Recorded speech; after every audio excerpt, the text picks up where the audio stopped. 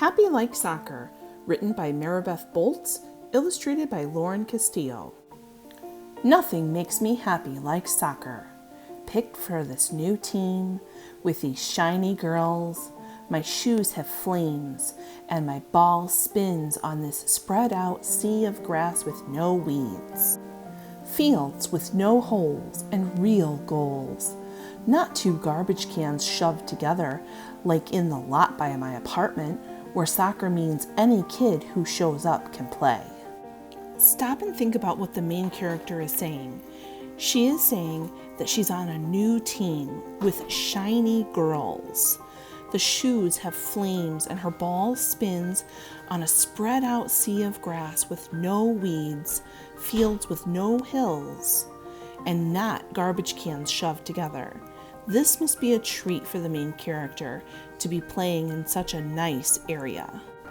But nothing makes me sad like soccer too, because the restaurant where my auntie works is busy on Saturdays, and she can't take time off for something like a soccer game. Early every game day, my auntie looks me over good, brushes my hair, rubs my legs with lotion. She says, "Have fun and play hard, Sierra." I smile, but when she hugs me goodbye, I know she can feel me low around the edges. Then my ride comes, filled with laughing girls who know the jokes I don't. We weave past the empty lot and through my neighborhood and outside the city where the buses don't run. When the game starts, I do play hard and I do have fun, but my eyes have their own mind, spying the sidelines where families sit on blankets and wave from fold-out chairs. They cheer for me by the number on my uniform, not knowing my name. Every girl has someone there, but me. Coach Marco high-fives me and tells me he is glad I am on the team. When he asks me if there's anything I need, I bite my lip without meaning to and tell him no. After the game, we ride back home into the city, through my neighborhood, past the empty lot, and right to the restaurant where my auntie brings me chicken and noodles. On her break, we talk about the game and what all happened as best I can remember. Then, on Friday, my auntie tells me that her boss has heard me talking. He asked her if she would like to trade her shift on Saturday for one on Sunday so she could come to my last game. "What did you tell him?" I ask. My auntie laughs. I said of course I would. Then we dance a made-up dance in the kitchen and bake a cherry cake the way we always do when there's celebrating going on. That night I am so excited that I dream about soccer. In my dream, I am running so fast that I lift off the ground a little bit. Even my ball is in the air. Flying dreams means you're feeling fine, my auntie says in the morning, and she is right. My auntie and I travel to the game together, riding on one bus past the empty lot, then another through the city, then walking the rest of the way to the fields. But when my game is ready to start, I feel it. Fat raindrops plopping. Then thunder starts its show, and in the distance, lightning. Coach Marco gathers us up quick and says the game is canceled but will be rescheduled. I swallow. Sure that the rescheduled last game will be on a Saturday. Sure it will be outside the city.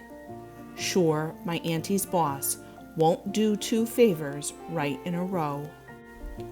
Coach Marco gives me and my auntie a ride back home. In the car, my auntie sits close by, her hand warm covering my knee. At home, we play cards and eat cherry cake and look at old pictures. My auntie pulls out the funny ones to make me feel better, and I would, except I'm thinking hard.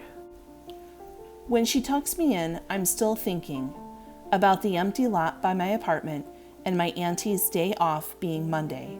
And I wonder if maybe this time, for this last game, I can answer Coach Marco's question about if there's anything I'm needing with something true. My auntie is asleep, so I tiptoe to the kitchen. My heart is thumping the way it does when my teacher calls on me even though I haven't raised my hand. I dial the first part of Coach Marco's phone number and hang up, shaky. I wait and try again. Coach Marco answers. I take a breath and tell him I'm sorry for it being late, and then I say my idea fast and all run on that maybe the game could be on Monday, and maybe it could be at the lot by my apartment, and maybe my auntie could come. Coach Marco is quiet, listening. Then he says he'll make some calls. I can't promise, Sierra, he says, but I'll let you know. It is a long time until morning. City sounds are all around, mixed with my auntie's steady breathing and my own self noisy with what I want to happen. Later, Coach Marco shows up at the lot to see for himself and tells me that my idea was a good one. This will work for everyone, he says, smiling. I run home, skipping the stairs 2 at a time. My words spill the story, and my auntie tips my chin up and looks at me both amazed and proud. You did this for me? She says. I nod, and she pulls me close. For me too, I say. At the last game, there are families on blankets and people waving from fold-out chairs. There are faces from my neighborhood too, on bikes, stopping by, with all the others. And I hear my name because they know me, not just my number. And above the rest, I hear my auntie's strong voice cheering for me. And I run so fast that this time, I know for real that I am flying. Think about Sierra, the main character of this story. She had a problem. What did she do to solve her problem? How is this story realistic fiction? Think about that as you think about the story. Also, think about, where does the story take place? Where is the setting? Who are the characters? What's the problem? And what's the solution? I hope you enjoyed this book as much as I enjoyed reading it to you. Have a great day.